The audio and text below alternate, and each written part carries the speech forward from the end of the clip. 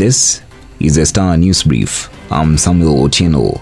A fierce storm has rocked the country following the sharp increase in the prices of fuel that has all the hallmarks of worsening the already high cost of living. Already, public transport operators have announced an increase in bus fares as government and opposition politicians take on each other over the new prices that have hit Kenyans hard. This implies where matatus have been charging 50 shillings, they will now charge more than 60 shillings, while passengers who used to pay 70 shillings will now pay 80 to 90 shillings. Get a copy of The Star by subscribing to our e-paper for only 40 shillings through www.mgazzetti.com.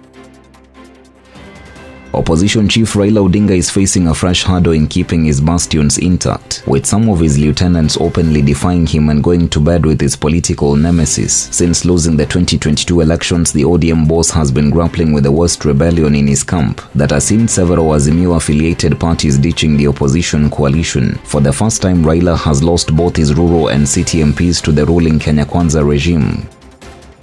MPs have endorsed the government's request to write off 89.5 billion shillings debt in its bid to revive 5 cash-strapped state-owned sugar companies. In the special sitting held on Thursday, members of the National Assembly unanimously approved the request, following a recommendation from the House Committee that inquired into the appeal. The House Finance and National Planning Committee, led by Molo MP Kimani Kuria, okayed the request after a 2-week-long inquiry.